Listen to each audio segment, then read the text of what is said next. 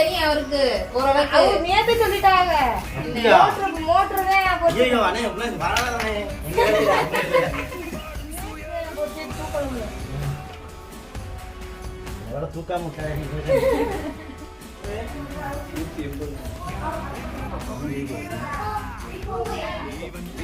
வடிவு அவனுங்க பார்த்துட்டு நான் தொட்டவங்களாம் மெக்கானிக்கலா இந்த மாதிரி எவ்வளோ பார்த்தாலும் எழுதிருந்தாங்க ஒரு வீட்டில்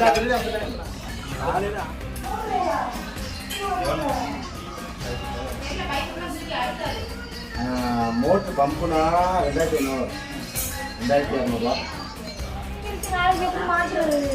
மாட்டு நமக்கு